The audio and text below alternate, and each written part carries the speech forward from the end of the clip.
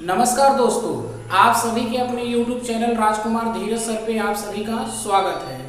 आज का जो मेरा टॉपिक है वो है राइबोसोम।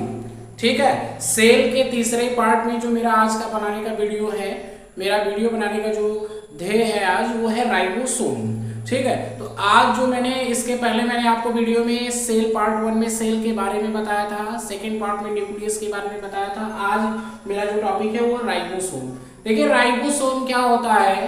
राइबोसोम एक सेल ऑर्गेनेल्स होता है और कैसा होता है, वो नॉन मेम्ब्रेनस होता है। कोई भी प्रकार का मेम्ब्रेन बाउंड सेल ऑर्गेनेल नहीं होता।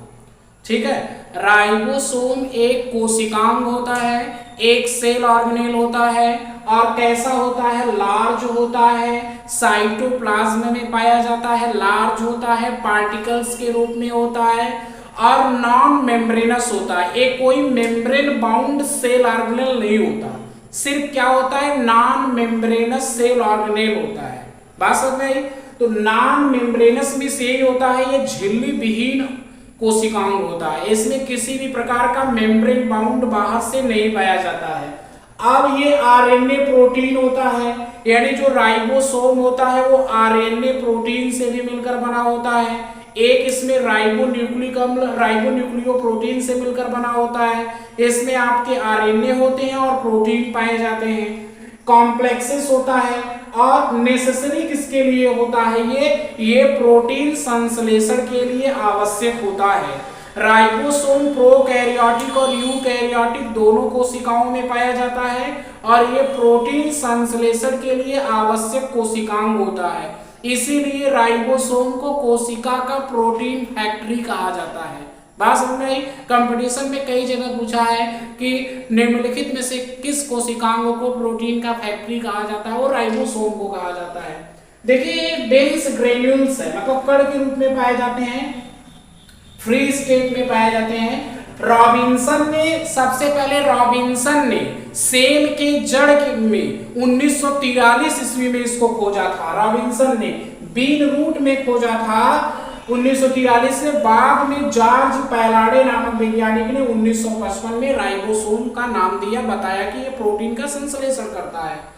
अब देखिए ये राइबोन्यूक्लियोप्रोटीन से निर्मित होता है और राइबोसोम प्रोकैरियोटिक में 70S और यूकैरियोटिक कोशिकाओं में 80S पाया जाता है। एक और आप लोगों को कंफ्यूजन नहीं होना चाहिए कि यूकैरियोटिक कोशिकाओं के विशेष कोशिकांग, यानी यूकैरियोटिक कोशिकाओं के विशेष कोशिकांग जैसे माइटोकॉन्ड्रिया, हरित लवक और साथ साथ में जो है माइटोकॉन्ड्रिया, हरित लवक के साथ साथ कोशिका द्रव्य में भी इन दोनों सेल ऑर्गेनेल में 80S का 70S का भी राइबोसोम पाया जाता है, खुद का राइबोसोम पाया जाता है। बाकी यूकैरियोटिक में तो होता ही 80S, इसमें खुद का राइबोसोम 70S होता है। माइटोकॉन्ड्रिया हो गया, हरित लवक यानी क्लोरोप्लास्ट हो गया। इसके अलावा प्रोकैरियोटिक कोशिकाओं में 70S प्रकार का राइबोसोम पाया जाता है। जब हम इसके स्ट्रक्चर की बात करते हैं, राइबोसोम बेसिकली इसका एक अवसादन गुणांक होता है जो फिक्स होता है,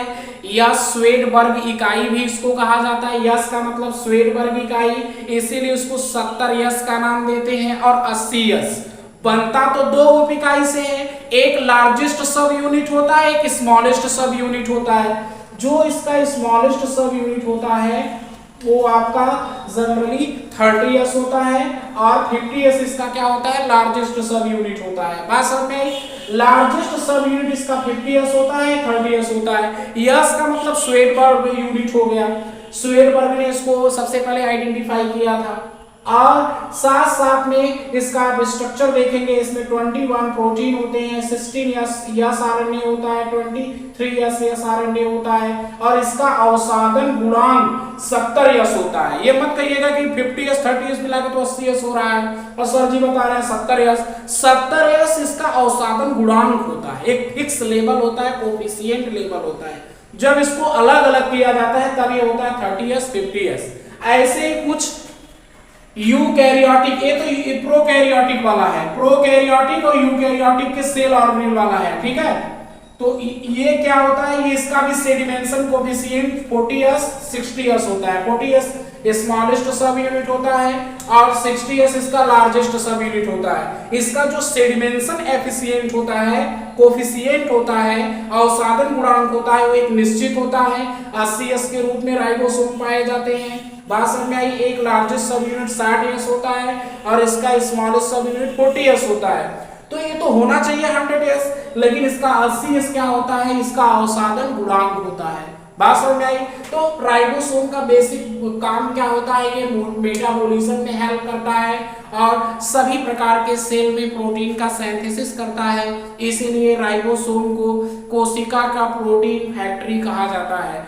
मेरा वीडियो देखिए आपको मैं बेसिक तरीके से एकदम बिल्कुल बताया हूँ। अगर कहीं भी प्रॉब्लम होगा कमेंट के माध्यम से पूछ लीजिएगा, मैं उसका रिप्लाई जरूर दूंगा। अगर आपको इसमें कहीं भी प्रॉब्लम आता है तो आप पूछ सकते हैं, आप इसका एक स्क्रीनशॉट ले सकते हैं। ठीक है, बात समझ में आई। अब अगर आपको ऐसा लग रहा है कोई प्रॉब्लम है तो पूछ सकते हैं। बाकी मिलते हैं अगले वीडियो में, तब तक के लिए बहुत बहुत धन्यवाद।